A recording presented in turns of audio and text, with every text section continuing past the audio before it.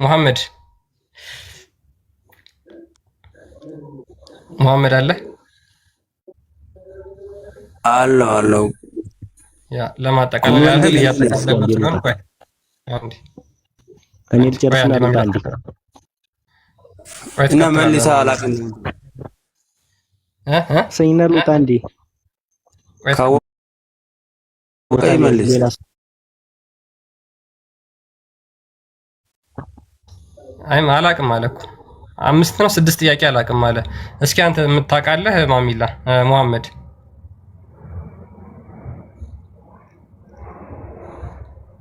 ምኑ ላይ አላህ ይስቃል የሚለው ላይ በምኑ ነው የሚስቀው? አላህ ፕሊስ ሚታ ይስቃል ከተባለ ያው በጥርስ ይሆናል። ይስቃል ከተባለ በጥርስ ይሆናል። አይ በምን ይስቃል? ሌላ ነገር ኦኬ፣ በጥርሱ ነው የሚስቀው አላህ። እኔ ሐዲስ አልቀበልም።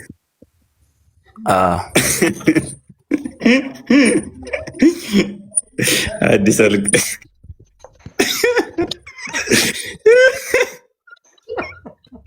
አስካር ናቸው። አይ ይሻላል እኮ ከባለፈው እኮ ይሻላል። በጥርስ ይሻላል። እስፋይን የባለፈው እኮ ይስቃል። በብረ ቢስቃ ስትባል በቂጡ አይስቅ፣ ያው በአፉ ነው የሚስቀው ያለ እሱ ቪዲዮ ብልኩልን ደስ ይለኛል። እፎይ ግን አሁን በጣም አሪፍ መሻሻል እያየን ነው። እውነት ለመናገር አብዛኛው ሰው ሐዲስ አልቀበልም እያለ ነው። በጣም ብዙ እየገባ ነው። ብዙ ሰዎች ሐዲስ አንቀበልም እያለ ነው። የሚገርም ነው። ጥሩ ነው።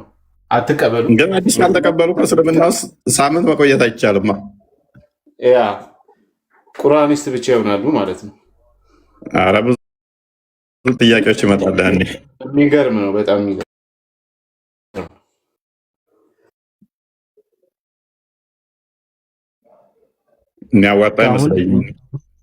የሚያዋጣ አይመስለኝም። ምንድን ነው እሱ?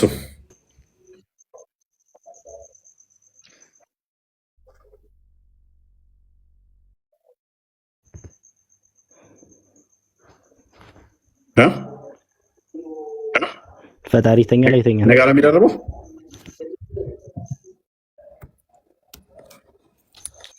አይ ቲንክ አሁን ይሰማል መሰለኝ። ቀጥል ማሚ። እሺ ፈጣሪ ተኛ ላይ ተኛ። ኦኬ ፈጣሪ ይተኛል ወይ? ፈጣሪ በባህሪ የሚተኛ የሚያንቀላፋ አይደለም።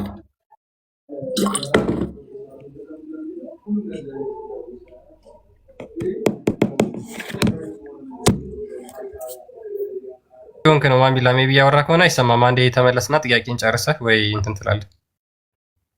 አሁን እያነበበኩ ነው የተሰጠውን ጥያቄ። አተመለስ።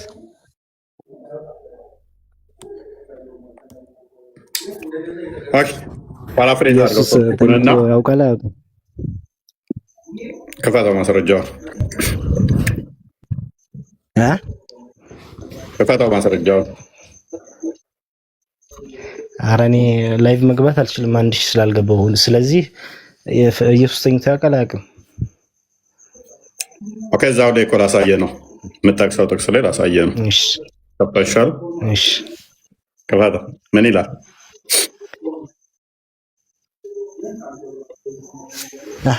እየጠየቅኩ እኮ ነው። እኔ እኮ ማስረጃ እኮ አልያዝኩም፣ ግን እየጠየቅኩ ነው። ኦኬ እግዚአብሔር ይተኛል ወይ? እግዚአብሔር ይተኛል ወይ? እግዚአብሔር የሚተኛ አምላክ አይደለም። በባህሪ እሱ የሚተኛ የሚሄድ፣ የሚቀመጥ፣ የሚነሳ፣ የሚቆም፣ የሚያዘን፣ የሚከፋ ወይንም ደግሞ እንደዚህ አይነት የፍጡር ባህሪዎች የሚነገሩለት አይደለም። ክርስቶስ አልተኛም ወይ? አይደለም። መተኛ በላ ተብሎ ተነግሮለታል ክርስቶስ፣ ምክንያቱም በስጋ ስለተገለጠ። ወንድማችን ክርስቶስ በስጋ የተገለጠ በስጋ የመጣ ክርስቶስ እሱ የአብ ልጅ የሰው ልጅ ነው ብለንም እናምናለን። የሰው ልጅም ነው ብለን እናምናለን። ስለዚህ ክርስቶስ የነሳው ያ ፈጣሪና የሰው ልጅ ነው ብለን አዳምጡ። ከማርያም የነሳው እርሱ የሰው ልጅ ተብሎ ይጠራል። ያ ሁሉን የሞላ ሁሉን የሚገዛ ሁሉን ያስገኘ መብላት፣ መጠጣት፣ መራብ፣ መጠማት አይነገርለትም ለፈጣሪ። ነገር ግን ክርስቶስ በስጋ ስለተገለጠ ይሄ ተነግሮለታል። በስጋ ስለተገለጠ እዛው ላይ ምን አደረገው ይላል። አንዴ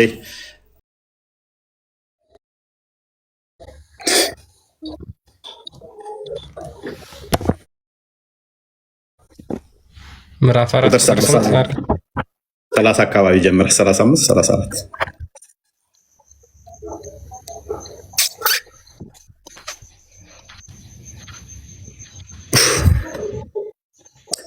በዚያን ቀንም ክርስቶስ እንግዲህ በዚያን ቀንም በመሸ ጊዜ ወደ ማዶ እንሻገር አላቸው። ሕዝቡንም ትተው በታንኳ እንዲያው ወሰዱት።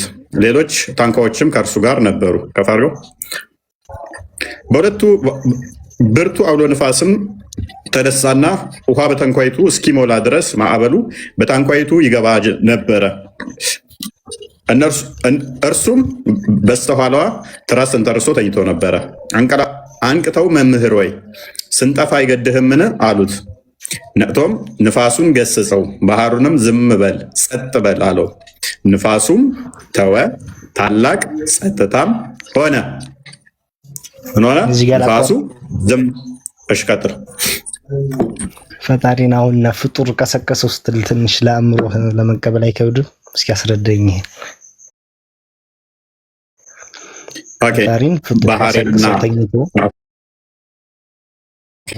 ባህርን ጸጥ የሚያደርግ ፍጡር አለ? ጸጥ በል ብሎ ምናወጡን ጸጥ የሚያደርግ ፍጡር አለ? የመለስክልኝ መሰለኝ። ኦኬ፣ ከጭንቅላት የሌለው አካል ለምሳሌ ፍጡር የሚያመልክ ያለ ይመስላል?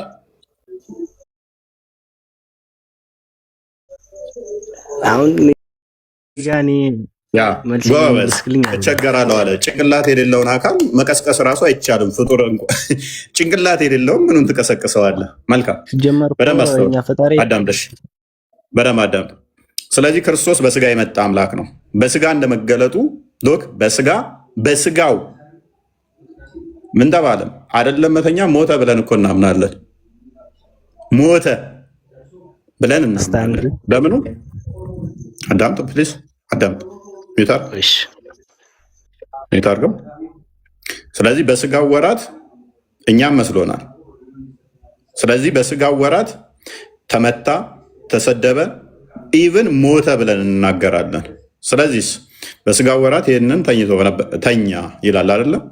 እዛው ላይ ግን በአምላክነቱ አምላክ እንደመሆኑ ደግሞ በመለኮቱ ዓለምን የሞላ ዓለምን ለቅጽበት ለሰከንድ እንኳን የሚተኛ አይደለም።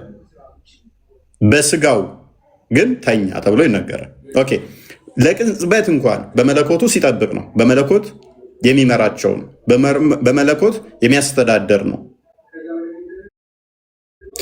በስጋው ወራት ይህንን አድርጓል። በስጋው ተኛ። ኦኬ፣ ተነሳስ። ሲነሳስ ምንድን ነው ያደረገው? ባህሩን ጸጥ በላለው። ጸጥ በላለው። ባህሩስ ምን ሆነ? ጸጥ አለ። ባህሩ ምን አለ? ጸጥ አለ። ንፋሱም ታላቅ ጸጥታም ሆነ። ንፋስና ባህር የሚታዘዙለት በብሉይ ኪዳን ደግሞ አምላክ ብቻ መሆኑን ያውቃሉ። ሉክ ንፋስና ባህር የሚታዘዝለት አምላክ ብቻ እንደሆነ እረፍ እንዲሁን ሲለው ንፋስና ባህርን መናወጥን ሚያዝ አምላክ ብቻ መሆኑን ስለሚያውቁ እንግዲህ የምትፈሩ ስለምን ነው? እንዴትስ እምነት የላችሁም አላቸው። እጅግም ፈሩ። እንግዲህ ንፋስም ባህርም የሚታዘዙለት ይህ ማን ነው ተባባሉ። ምክንያቱም ከአምላክ ውጭ ንፋስና ባህር የሚታዘዝለት እንደሌለ ስለሚያውቁ። መዝሙረ ዳዊት ምዕራፍ 89 እና ፈተው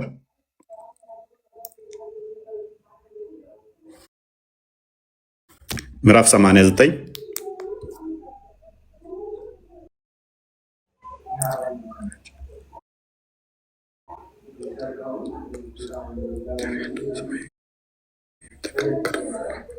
ከፋርሲ ቁጥር 9። ኦኬ ጎበስ። የባህር ኃይል አንተ ትገዛለህ፣ የመጎድንም መናወጥ አንተ ዝም ታሰኘዋለህ። ከላይ ስለ እግዚአብሔር ነው። ባህርን ጸጥ የሚያደርግ ሞገድን የሚታዘዝለት ማን ነው? እግዚአብሔር ብቻ ነው። የባህር ኃይል አንተ ትገዛለህ፣ የሞገዱንም መናወጥ አንተ ዝም ታሰኘዋለህ።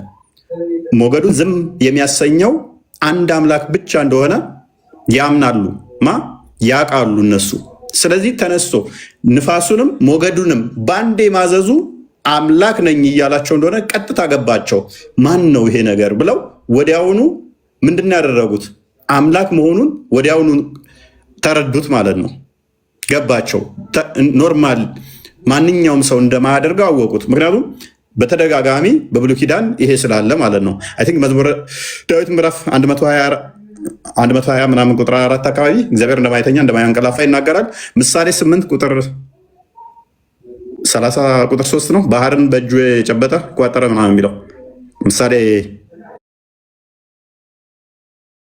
30 ቁጥር 3 ናደ ክፈተው ምሳሌ 30 4 ላይ መዝሙር 121 4 ላይ እስቲ ክፈትለት። እዛ ላይ እስራኤልን የሚጠብቅ አይተኛም አያንቀላፋም ይላል። እሱ እንትኑና በቃ እሱን ችግር የለው። እሱን አይደለም የፈለከው አይደለም። እሱን ጠቀስኩት እኮ መዝሙር 120 ቁጥር 4 ወይም እነዛ አዳም። ኦኬ፣ ወደ ሰማይ የወጣ የወረደስ ማን ነው? ንፋስን በእጁ የጨበጠ ማን ነው? ውሃውንስ በልብሱ የቋጠረ ማን ነው? ንፋስን በእጁ የሚጨብጣት ማን ነው? ውሃንስ በልብሱ የሚቋጠር ማን ነው? ልጁ ነው። ይሄን ያደርጋል። የልጁ ስም ማን ነው? የልጁ ስም ማን ይባላል? ማሚላ የልጁ ስም ማን ነው? የልጁ ስም ማን ነው? ባህር የሚያዛት አንድ አንቀጽ የልጁ ስም ማን ይባላል? ልሰጥ ነው የሚገባ። አንድ ያዳምዘኝ ነኝ እስከንተ ባህሩን ያዘዘውና ቆይ ባህሩን የሚያዝ የሚቋጠር የሚፈታ የብሱንም እንደዛ የሚያደርግ የልጁ ስም ማን ይባላል?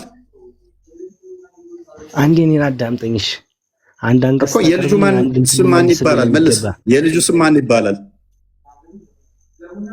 እዞም ያው ከፈጣሪ ነብያት የልጁ ስም ማን ይባላል? አቅም አለ። የልጁ ስም ማን ይባላል? ፕሊስ መልስ። ባህራትን ንፋስን በእጁ የሚጨብጥ ውሃን በልብሱ የሚቋጥር የሚታዘዝለት የብስና ንፋሳት ውሃና ንፋስ የሚታዘዝለት የልጁ ስም ማን ይባላል? መልስ እስቲ። እፎይ ወላሂ ታውቃለህ ብዬ ነበር ማስብ። ለምን አታውቅም? ታላቅ ጭንቅላት አልባው ስለምሻል ጭንቅላት የሌለውን እያመለክ ትረዳለን። የምነግረ ጥያቄ ስትጠየቅ ምንም አታውቅ ታውቃለህ ብዬ ነበር ይለኛል። ስንት ጥያቄ ተጠየቅ አታውቅም። ክርስትና ላይ ጠየቅነህ አታውቅም። እስልምና ላይ ጠየቅነህ አታውቅም። ኤነስ ፓራፍሬዝ አድርገው ቶፒኩን ሀኑን ያለሽ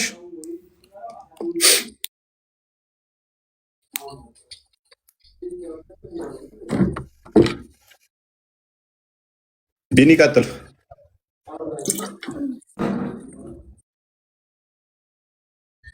ሀኑን አይ ቲንክ ፖዝ ነች።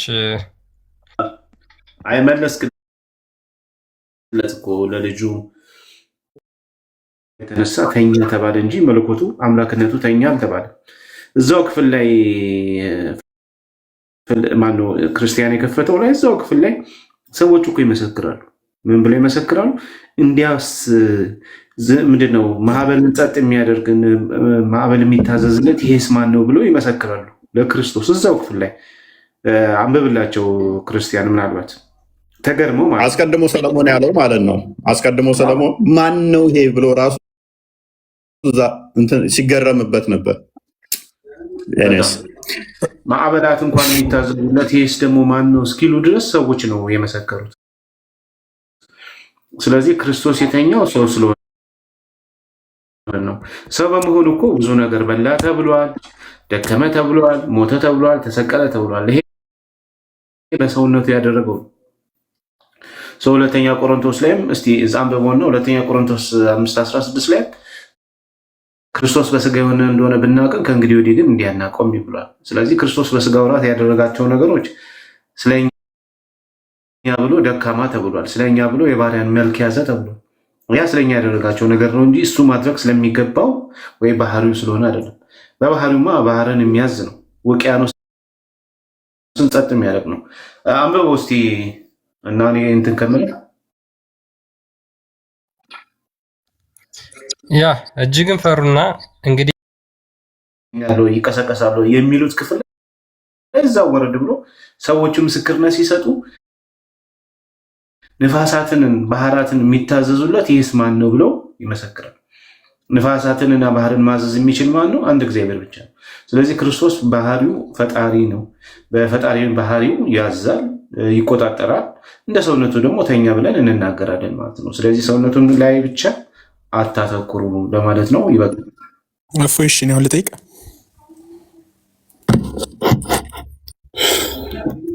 ምንድነው? እሱ ቀጥል። አንዴ አላችኋል። በአንድ የመጣው ክርስቲያን እስከዛው እሺ፣ እንዴት አዘጋጅልኛል?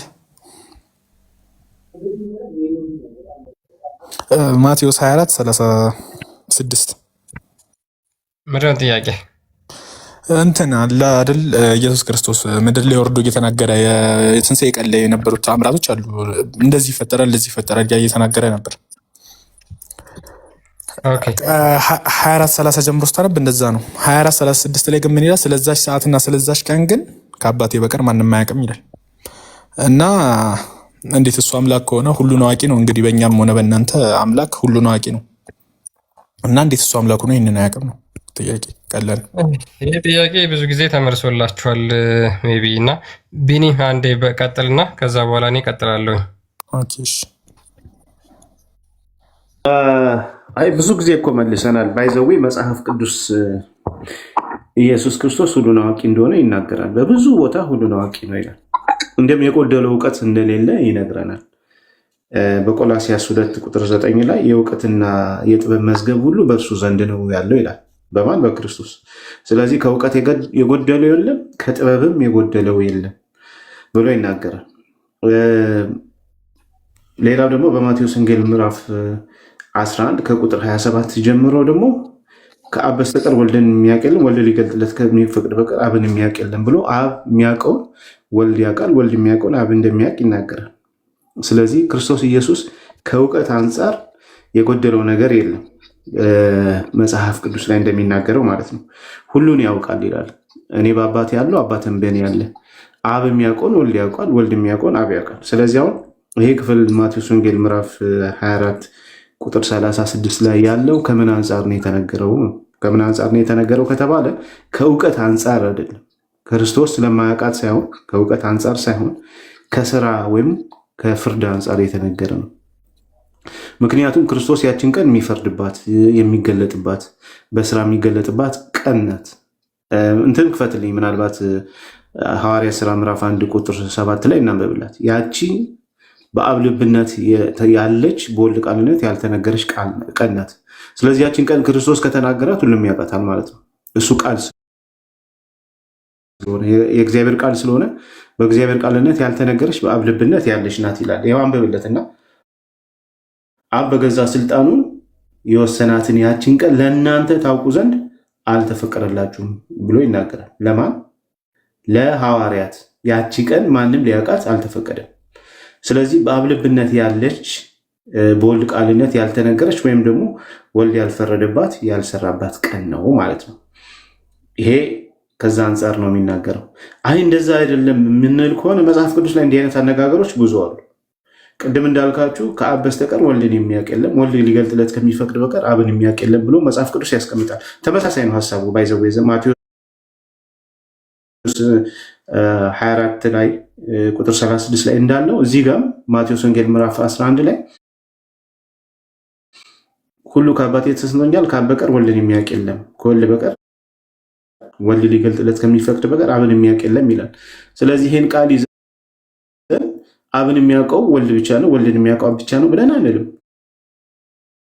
ከእውቀት አንጻር አያችሁ፣ ወልድ ደግሞ የክርስቶስ ልጅ ነው። አብ በሚያውቀው ልክ ግን እኛ እናውቀውም ወልድን። አብ የሚያውቀው ወልድ ሰማይ ምድርን ሲዘረጋ ነው። ቅድም እፎይ ተናግሮታል። ምሳሌ 8 ላይ በሱ ዘንድ እኔ ዋና ሰራተኛ ነበር፣ ዓለምን በዘረጋ ጊዜ ከእርሱ ጋር ሰራተኛ ነበርኩ ብሎ ተናግሯል። ስለዚህ የአብ እውቀት ወልድን የሚያውቀው እኛ በምናውቀው ልክ ሳይሆን በተግባር ጭምር ዓለምን ሲዘረጋ ያውቀዋል ማለት ነው። እንዲሁም ወልድ ደግሞ አብን የሚያውቀው በምንድነው? በተግባር ጭምር ነው። ስለዚህ ክርስቶስ በተግባር አላወቃትም አልፈረደባትም ማለት ነው እንጂ ከእውቀት አንጻር አያውቃትም የሚል ትርጓሜ አይሰጥም ማለት ነው ይክፍል። ስለዚህ ክርስቶስ ሁሉን የሚያውቅ መጽሐፍም ይናገራል፣ ይህችንም ቀን ያውቃታል። ግን በአብ ልብነት ያለች ለሐዋርያቱና ለሌሎች ለእኛም ያልተገለጸች ቀን ናት። ያቺ ደግሞ ክርስቶስ ሲገልጻት አወቃት ተብሎ ይነገራል ማለት ነው። ግልጽ ነው ወንድሜ?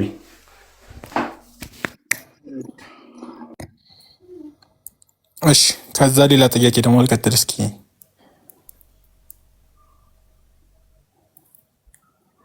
እንሰማለሁ። አንድ ጊዜ ሜቢ ቢኒ ያለው ላይ ለመጨመር ያክል ያው በቃ እጅግ በጣም በርካታ ቤተክርስቲያን አባቶች የፈቱበትም እንደዛ ስለሆነ ትክክለኛው የመጽሐፍ ቅዱስ አውዱን ብትረዳው በነገራችን ላይ በግልጽ ይነግራል። ክርስቶስ ኢየሱስ ከመጀመሪያው ጀምሮ ስለሚሆነው የምጽአት ቀን እስኪመጣ የትንሣኤ ቀን እስኪመጣ ድረስ ስለሚፈጠሩ ነገሮች በሙሉ እየተናገረ አስረድቷቸው ነው መጨረሻ አካባቢ ያን ያላቸው ማለት ነው። እንግዲህ ክርስቶስ ኢየሱስ ከአብ ጋር እሱ ራሱ የፈጠራት ያችን የምጽአት ቀን ራሱ የምትመጣበትን ምክንያቱም ክርስቶስ ኢየሱስ ራሱ የቀን ጌታ ነው፣ የቀን ፈጣሪ ስለሆነ ማለት ነው። እርሱ የቀን ፈጣሪ የቀን ጌታ ሁሉን አዋቂ መሆኑን በዚህ ማረጋገጥ እንችላለን። ሜቢ ቆላሲስ ምዕራፍ 2 ቁጥር 2 ላይ አንዴ ያለውን ላንብብልህና አንድ ሁለት የመጽሐፍ ቅዱስ ጥቅሶችን እሰጣለሁ። ምን ይላል? እሺ ልባቸው እንዲጸናና በፍቅርም ተባብረው በማስተዋል ወደሚገኝበት ወደ መረዳት ባለጠግነት ሁሉ እንዲደርሱ የእግዚአብሔርን ምስጢር እርሱም ክርስቶስን እንዲያውቁ እጋደላለሁ። የተሰወረ ጥበብና የእውቀት መዝገብ ሁሉ በእርሱ አለና ይላል። ስለዚህ ከክርስቶስ ኢየሱስ እርሱ የእግዚአብሔር ምስጢር ተብሎ ይጠራል። ከእርሱ የተሰወረ አንዲትም ነገር የለም። የጥበብና የእውቀት መዝገብ ሁሉ በእርሱ አለ። ስለዚህ ከክርስቶስ ኢየሱስ የሚሰወር ምንም ነገር እንደሌለ መጽሐፍ ቅዱስ በግልጽ ይናገራል። እሱ ሁሉን አዋቂ ነው። አንደኛ ቆሮንቶስ ምዕራፍ 4 ቁጥር 6ም አንድ ጊዜ ሜቢ መጽሐፍ ቅዱስ ክፍሎችን መያዝ ትችላለህ። አንደኛ ቆሮንቶስ ምዕራፍ 4 ቁጥር 6 ቁጥር 5 ያለ ችግር የለም። ኦኬ ይቻላል ጥሩስ። ስለዚህም በጨለማ የተሰወረውን ደግሞ ወደ ብርሃን የሚያወጣ የልብን ምክር የሚገልጥ ጌታ እስኪመጣ ድረስ ጊዜው ሳይደርስ በአንዳች አትፍረዱ ይላል። ስለዚህ በልባችን የተሰወረውን ሁሉ አውጥቶ ክርስቶስ ኢየሱስ በመጨረሻ ቀን ኃጢአተኞችን በግራ ጻድቃንን በቀኝ አቁሞ የልብን መርምሮ የሚፈርድ እሱ ብቻ ስለሆነ ማለት ነው። በሕያዋንና በሙታን የሚፈርድ እሱ ስለሆነ ማለት ነው። በሕያዋንና በሙታን የሚፈርድ ከአምላክ ውጭ ማንም የለም። ያንን ደግሞ የሚፈርደው ሰዎች የሰሩትን በልባቸው ያሰቡትን መርምሮ እንደሆነ ይሄ ክፍል ይናገራል። ስለዚህ ክርስቶስ ኢየሱስ ሁሉን አዋቂ ነው፣ ሁሉን ያውቃል። የምጽአት ቀንም እሱ ከአባቱ እኩል እንደሚያውቅ በዚህ ማወቅ እንችላለን። ያ ከምን አንጻር ተነገረ ከተባለ ያውቁት መጠበቅ ራሱ አይቻልም። ስለዚህ አንደኛ በስራ በተግባር ያችን ዕለት አላወቃትም የሚለው የመጀመሪያውን። ሁለተኛው ደግሞ አንድም ክርስቶስ ቅድመ ተዋህዶ ያለውን ስጋ የሰውን ባህሪ ለመግለጽ እንደዛ ተጽፏል ማለት ነው። ሜቢ እዚህ ላይ ወይም ጨምረው ካለ ጨምርና። አይ ቆንጆ አብራርታችሁታል። ሜቢ ትንሽ ለመጨመራል እዛው እንዳወጣኸው ክርስቶስ ሁሉን የሚያውቅ ነው። ሁሉን የሚያውቅ አምላክ የባህሪ አምላክ ነው። ነገር ግን በስጋ መገለጡን ደግሞ መዘንጋት የለብንም። በስጋ የተገለጠ መሆኑን መዘንጋት የለብንም። ዮሐንስ ወንጌል ምዕራፍ 16 ቁጥር 31 ይክፈተው።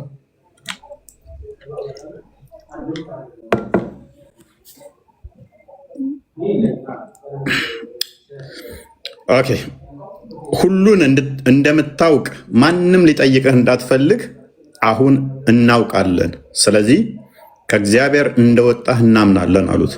ሁሉን እንደምታውቅ ግን ማንም ሊጠይቅህ እንደማትፈልግ ሎክ ሁሉን ያውቃል። አንዳንዴ ማይነግራቸው ነገሮች አሉ። ሲጠይቁ ለነሱ ማይጠቅም ከሆነ ሳይነግራቸው ያልፋል።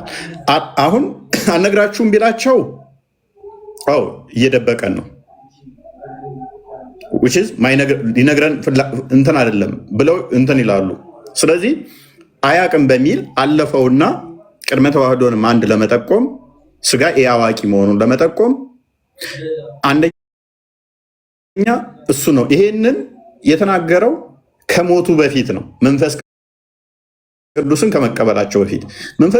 ከመቀበላቸው በፊት አልነግራችሁም ቢላቸው የሚደብቀን ካለማ ለምን እንከተላለን? ስላልጠኑ ገና ስላልጠነከሩ በሃይማኖትም ይሰናከላሉ። ልክ ሲጠነክሩ ግን በሃይማኖት ሲጠኑ ሐዋርያት ሥራ ምዕራፍ 1 ላይ አይ ቲንክ ቢኒ ሲጠቅሰው የሰማው መሰለኝ። ሐዋርያት ሥራ ምዕራፍ 1 ላይ ለእናንተ አልተፈቀደላችሁም ይላችኋል። ያንን ቀኗን የማወቅ አልተሰጣችሁም ይል ያንን በደንብ ያውቁታል። ከዛ በኋላ ከ4000 ዓመት በኋላ ነው የምመጣው ቢላቸው እንብላ እንጠጣ፣ ክፍሉን ሙሉን አንብቡት። እንደ ኖህ ዘመን ነበረ። ሲበሉ ሲጠጡም በኖህ ዘመን የነበሩት እንደዛ እንትኑን ያስቀምጠዋል። ለምን እንደሆነ ማለት ነው ያልተነገረበት። ምልክቱን ነገራቸውና ኤግዛክት ቀኗን ግን አልነገራቸው፣ ሀይድ አደረገባቸው። ምክንያቱም አንደኛ ተሰሎንቄ ምዕራፍ 5ን ቼክ አድርገው እስቲ ክርስቲያን ድንገት እንደሚመጣ ስለነገራቸው። ድንገት ነው የሚመጣው ክርስቶስ። ድንገት የሚመጣ ከሆነ ደግሞ መንገር የለበትም። ከነገረ ሰንፈህ ተዘጋጅተህ መጠበቅ ትተውና ሰንፈህ ትሰንፋለህ ማለት ነው። ተዘጋጅታችሁ ጠብቁ ያን አምላክ የዛሬ 4000 ዓመት ነው የሚመጣው ቢልህ ገና አሁን ስንት ነው? 2000 ዓመት ነው። ገና 2000 ዓመት ይቀራል። ስለዚህ 80 ዓመት ምኖር በሆን እስከ 70 ዓመት ድረስ ፈታ ማለት አለብኝ፣ እንደፈለግኩ ኃጢአት መስራት አለብኝ። ገና እኮ አይመጣም ምናምን ብለህ ገና ይናህል ነው ምናምን ብለህ ትሰንፋለህ። ምክንያቱም የጌታ ቀን ምንድን ነው አለ? ሌባ በሌሊት እንደሚመጣ እንዲሁ ይመጣል ዘንድ ራሳችሁን አጥብቃችሁ አውቃችኋልና። ምን ሌባ ድንገት ሌባ ነግሮህ ነው የሚመጣው? በዚህ ቀን በዚህ ሰዓት በዚህ ደቂቃ ነው የሚመጣው ብሎ ይነግርሃል? ሌባ አይነግርህማ። ድንገት ተሰውሮ የሚመጣብህ አይደለ?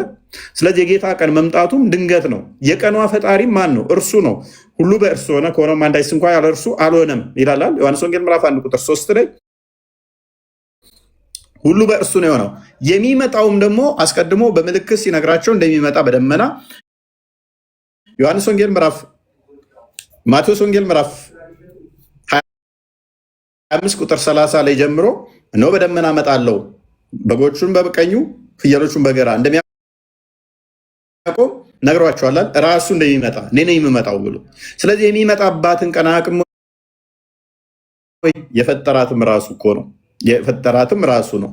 የቀኗም ጌታ ደግሞ ራሱ ነው። ማርቆስ ወንጌል ምዕራፍ 2 ቁጥር መጨረሻ አካባቢ የቀኗ ጌታ እንኳን እኔ ነኝ ብሎ ይነግራቸዋል። የሰው ልጅ ወይም ደግሞ ቁጥር 28 እንዲሁም የሰው ልጅ ለሰንበት እንኳ ጌታዋ ነው አላቸው። እንዴት በሰንበት ትሰራለህ ሲሉት ጌታዋ ነኝ ምን ታመጣላችሁ ነው። ምክንያቱም በቀራ ላይ 65 አካባቢ ከ63 እስከ 65 ሰንበትን የሻሩ ወደ ዝንጀሮነት ተቀይረዋል። ከፈጣሪ ውጭ በሰንበት መስራት ማንም ይችል የለም። የሰንበቷ ጌታ የሰንበት ፈጣሪ ብቻ ነው ሊሰራባት የሚችለው እንጂ ሰው መስራት የለባትም። በእስልምናውም ዮሐንስ ወንጌል ምዕራፍ 5 ቁጥር 17 እስከ 18 በሰንበት እንኳን ሲሰራ እንዴት በሰንበት ይሰራል ሲሉት አባቴ እስከዛሬ ይሰራል እኔም እሰራለሁ አላቸው። ለምን? የሰንበት ጌታዋ እንኳን እሱ ስለሆነ፣ የሰንበት አምላክ እንኳን እሱ፣ ሰንበትን የፈጠራት እንኳን እሱ ስለሆነ ማለት ነው። ስለዚህ የቀኑ ጌታ ራሱ ስለሆነ ማርቆስ ወንጌል ምዕራፍ 2 ቁጥር 5 አካባቢ ላይ በልባቸው እንኳን ያለውን ያውቅ ነበረ። መለስ አድርገው ኃጢአት ይቅር ተብሏል ይላቸውና ሲያጉረመርሙ በልባቸው ያለውን እንኳን ያውቅ ነበረ። በልባቸው እንኳን ያለውን ሩቁን የሚያውቅ ፈጣሪ ብቻ ነው። እንደ እስልምና እንዳሳየናችሁ እዛ ጋር ሁሉን ያውቃሉ። ቁጥር 5 አካባቢ ሁሉን ያውቃሉ ተብሏል አይደለ? ሁሉን ያውቃሉ ተብሏል። እንደሚያውቅ ተናግረዋል አይደለ? በልባቸው ያለውንም ያውቃል። የተሰወረ በሱ ዘንድ ምንም ስለሌለ ኃጢአታቸውን ይቅር ብሎ ሲያጉረመርሙ እንኳን ወዲያውም ኢየሱስ በልባቸው እንዲህ እንዳሰቡ በመንፈሱ አውቆ እንዲህ አላቸው። በልባቸው ያለውን እንኳን ያውቃል። ማ ክርስቶስ ማለት ነው። የሰንበት ጌታዋ ነው፣ የቀኗ ጌታ ነው፣ ፈጣሪዋ ነው፣ የሚመጣባትም ነው። ነገር ግን ከነሱ ሲሰወርባቸው ነው ያንን ያላቸው፣ ከነሱ ሲሰወርባቸው የባህሪ ልጁ ስለሆነ አብ የሚያውቀው ሁሉ አብ ያለው ሁሉ የኔ ነው ስላለ የኔ የሆነ ሁሉ የአብ ነው ስላለ ማለት ነው። አንዴ ሱራ 3 49 አንዴ ክፈተው ሲ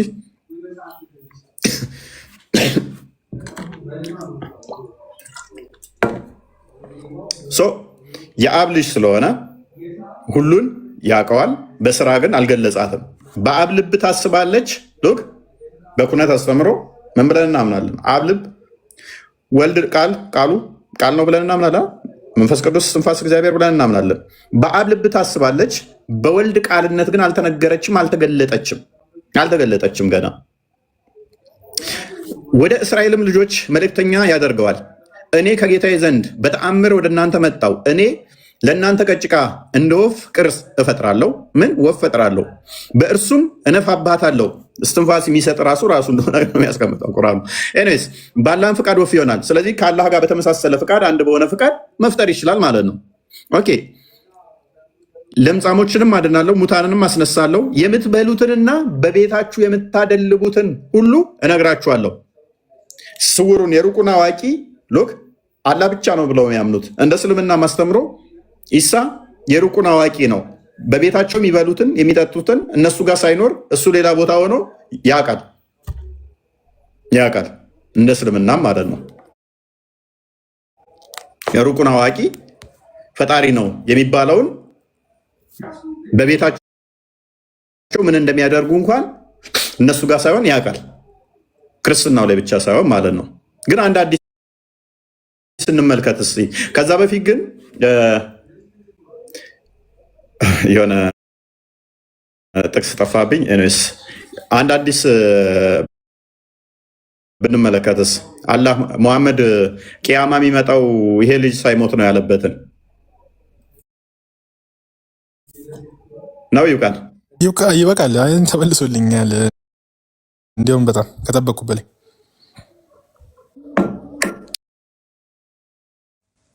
መሐመድ ይቀጥል። መሐመድ ይጠይቅ። መሐመድ አለ።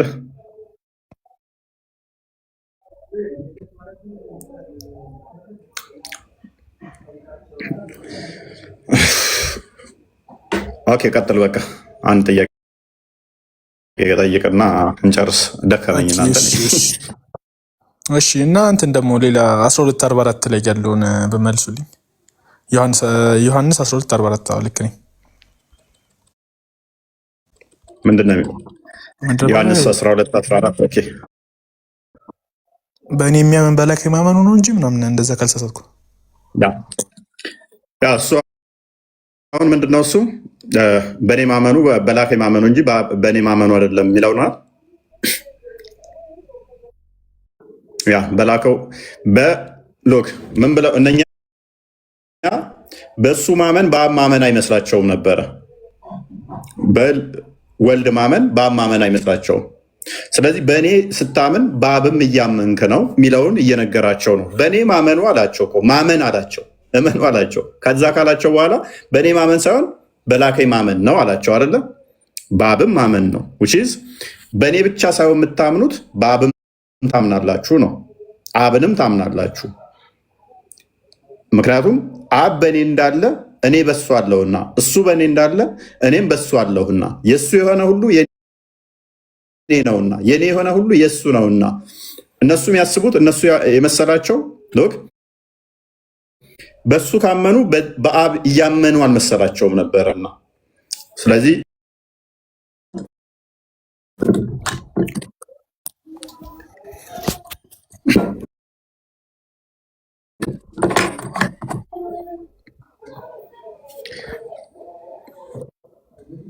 ኦኬ ኢየሱስም ጮኸ እንዲህም አለ። እዚህ ጋር መጮሃውን አጽንኦት እየሰጣቸው ነው። ትኩረት እንዲያደርጉና እንዲሰሙ እንዲረዱ እያደረጋቸው ነው። በእኔ የሚያምን በላከኝ ማመኑ ነው አላቸው። በእኔ ማመን በላከኝ ማመኑ ነው አላቸው አይደለ እንጂ በእኔ ማመኑ አይደለም አላቸው። ደግሞ መልሷል። ልክ ነው። በእኔ አይደለም ሰው በሱ የሚያምኑት ምንድነው? በሱ ብለው የሚያምኑት ከዛ በአብ የሚያምኑት እንዴት ነው? እንዴት እፎይ በእኔ የሚያምን በላከኝ ማመኑ ነው እንጂ በእኔ አይደለም አላቸዋል። አለ በእኔ አይደለም ይላል። ስለዚህ በእኔ ብቻ ሳይሆን የምታምኑት በአብም ማመናችሁ ነው። በእኔ ብቻ አይደለም እያላቸው ነው። በአብም ታምናላችሁ፣ ምክንያቱም በእኔ ማመን ብሏቸዋል። ሌላም ደግሞ ጥያቄ ለምን ላከኝ ይላል። የላከኝ ለምን ተባለ ነው? በስጋ ስለተገለጠ ላከኝ ይላል። በራሴ ፈቃድ መጣሁ እኮ ይላል መልሶ። ከአብ ወጥቼ መጣሁ ይላል አይደለ? አብ ላከው ይባል ችግር የለውም። መጣውም ራሱም ደግሞ ይላል ላከኝ ሲባል እንደ ሰውኛ አንዱ ወደ አንዱ ልጅና እንደዚህ ሱቅ ድረስና ና እንደምትለው እንደዛ አይደለም። ምክንያቱም መለኮት በሁሉ የሞላ በሁሉ ያለ ነው። ታዲያ እንዴት ነው መላክ መሄድ መምጣትን ያመላክታሉ? አያመላክትም። ነገር ግን ከአብ ወጥቶ እንደመምጣቱ አብ ልጁን ላከ ብሎ ተነግሯል። እሱ ራሱ ደግሞ ከአብ ወጥቼ መጣው ብሏል። ወልድ ያለ አብ ፍቃድ አብ ልኮት ነገር ችግርም የለውም። መላክ የሚለውን ከአንዱ ሱቅ ወደ አንዱ ሱቅ ከአንዱ ቦታ ሲመጣ ወደ አንዱ ቦታ መጉደል እንደዛ አይደለም። እንደዛ እንዳታስብ።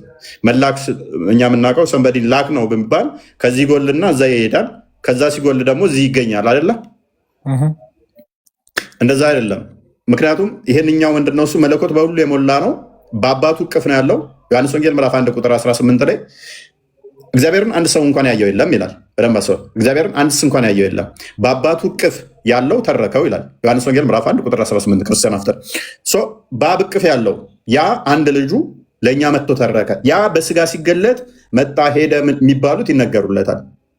በመለኮት ግን በሁሉ የሞላ ነው። መላክ መሄድ መምጣት መቆም አይጠበቅበትም በመለኮት። በስጋ የተገለጠው ግን ለእኛ ቤዛ የሆነን ግን እስከ መስቀል ድረስ የወደደን ግን እርሱ በስጋ መጥቷል፣ በስጋ ተገልጧል ማለት ነው።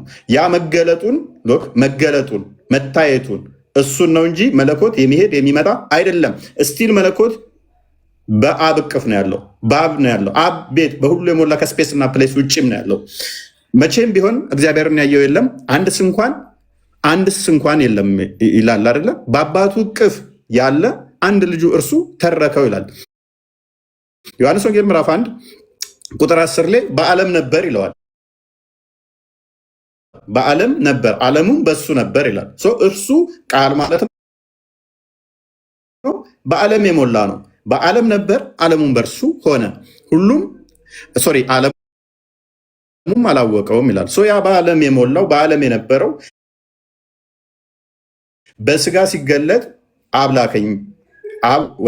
ዮሐንስ ወንጌል ምዕራፍ 3 ቁጥር 16 ላይ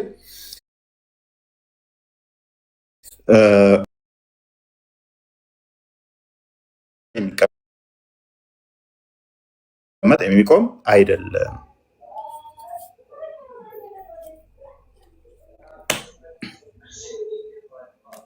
አይምሮ ላይ ብዙ ጥቅሶች ነበሩ። ኦልሞስት ሰዓቱም እየሄደ ስለሆነ ነው ይብቃል። ሎጂካል የሆነ ጥያቄ ልጠይቅ፣ ከጥቅስ ምናምን ሳይሆን አንድ ሎጂካል የሆነ እሺ። ስለ አሁን ለምን ወልድ ብቻ ተመርጦ መምጣቱ አስፈለገ? የማይገባኝ ነገር ማለት ነው። ለምን አብ፣ ለምን መንፈስ ቅዱስ? ያው በግብር ይለያያሉ ብለን እናምናለን፣ ልክ ነው። ግን ለምን አብ ወይ ለምን መንፈስ ቅዱስ? በስልጣን እኩል ከሆኑ ይሆን አያምታታም? መወለድ ግብሩ የወልድ ነው እንጂ የአብና የመንፈስ ቅዱስ አለ። ለእግዚአብሔር የሚሳን የለም ይላል። እንግዲህ ሶስቱም እግዚአብሔር በአካል ተለያይቶ አንድ እግዚአብሔር ከሆኑ ሶስቱም እንዴት የሚሳነው ነገር ስለሌለ ነው እንጂ ወልድም እኮ በስጋ በአካል አንድ አላለም እኮ በአካል አንድ አላለም። አይ በአካል ሶስቱ ነው አንድ እግዚአብሔር ናቸው ብለን እናምናለን።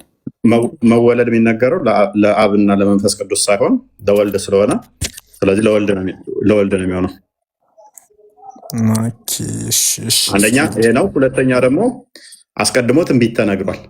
ትንቢት ተነግሯል። ዘመን ተቆጥሯል። መዝሙር ምዕራፍ 2 ከቁጥር 1 እስከ 7፣ ምሳሌ 8፣ ምሳሌ 30 እንዲሁም ጥበብ መጽሐፈ ጥበብ ምዕራፍ 2 ላይ ወደ መጨረሻ አካባቢ ትንቢት ሲጠብቁ ነበረ ልጁ። እንዲሁም ደግሞ ኢሳያስ ላይ ክንድህን ላክ እያሉ ይጠብቁ ነበረ። ወልድ የአብ ክንድ፣ የአብ እጅ፣ የአብ ቃል ተብሎ ስለሚታመን ዘመን የተቆጠረለት ትንቢት የተነገረለት ዕብራውያን ላይ ምዕራፍ 1 ላይ ይዘጋዋል። እግዚአብሔር በብዙ አይነትና በብዙ ጎዳና በነቢያት ሲናገር ቆይቶ መጨረሻ ዓለምን በፈጠረበት በዚህ ዘመን በልጁ ተናገረን ይላል። ራሱም ደግሞ ክርስቶስ በወይን ዘበኞች ምሳሌ አድርጎ ደጋግሞ መጨረሻ ላይ ልጁን እንደላከ እነኛ ጠባቂዎች እንትን ሲሉ ቆይቶ ልጁ እንደመጣ ይናገራል። ከኦቨርኦል ግን መወለድ ለአብና ለመንፈስ ቅዱስ ስለማይነገር ስለማይሆንም ነው። ኩነት ላይም ትክክል አይደለም፣ አይመጣውም እንደዛ። አብ ኢተርናሊ አባት ስለሆነ አባት ልጅ ስለማይባልም መወለድ ለልጅ ነው የሚነገረው። ቢኒና ክርስቲያን የምትሉታል ለዚህ ላይ አይ የለም። ሜቢ ቢኒ ካለ ይቀጥልና ይብቃን። ፎይ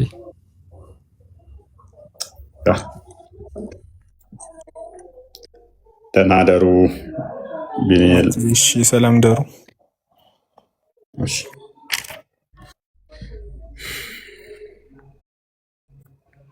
አንተ በኔ መርዶክዮስ እንደዚህ ብቻ የሆነ ቅላይ ሆኜ ያስባል። ሳላስተካከል ከወጣው እንደዚህ ነው የሚሆነው። ያ ረቢ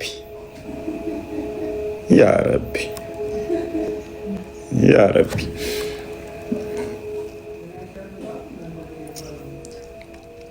እያንዳንድሽ ደፈጭጭሻለሁ። እኔ እኮ በጣም ግብዳ ነኝ፣ ግብድዬ እኮ ነኝ። አልሰማሽም፣ እያንዳንድሽ አልሰማሽም። እሺ እያንዳንድ እችን ነገ ቆርጠው ያውላችሁ። ተደባዳቢ ነው አላልናችሁም? እፎይ የሃይማኖተኛ አይደለም ተደባዳቢ ነው አላልናችሁም? ይኸው ያልነው ደረሰ። ከዛ አንድ ፖድካስት እና የሆነ ቴሌቪዥን ፕሮግራም ላይ ሄዱና እኔ እኮ በቃ ታውቃላችሁ እፎይ ይደባደባለሁ ሲል ነው ከዛ እኔን ተሱ እንትን ያልኩት የወጣሁት ምናምን ውስታዞችና ሼክ ይገርማል። ያ ማህይም ያ እፎይ ተሳዳቢ እኮ ነው፣ ዱርዬ እኮ ነው፣ ተሳዳቢ ነው። እንደዚህ ብለን እንደምንም ተሟሙተን እስቲ ስሙን እናጥፋ እንደምንም ብለን ይኸው ቪዲዮ ውስጥ ያምጡ። እያንዳንድሽ ደፈጭጭሻለሁ ሚል ተዛ በክላሲካል በቀንተር ግን ይኸው አሁን ከአንድ የሃይማኖት መምህር እንደዚህ ማለት ይጠበቅበታል። ይኸው እጁን ራሱ እንደዚህ አድርጎ እንደዚህ ማለት ነበረበት። ይጠበቃል። እንደዚህ ማለት ነበረበት አልነበረበትም? ይኸው እኔ የነገርናችሁ ደረሰ። በሚጥሚጣ ስሜን እንዲህ እያጠቀስ በሚጥሚጣ ይበሉ ደስ ናቸው።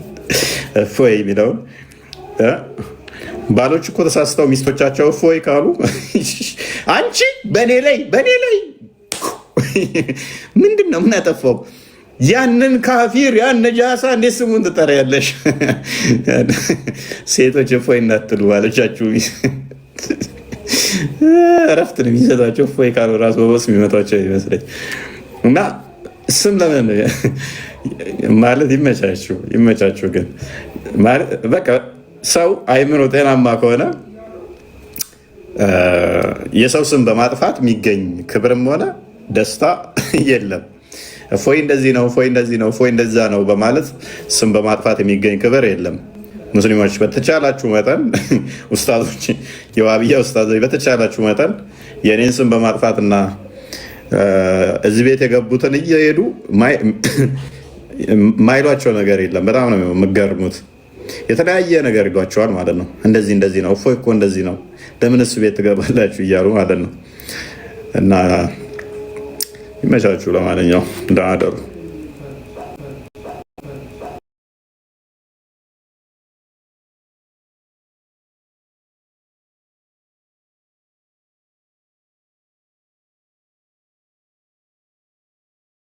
ቀጣይ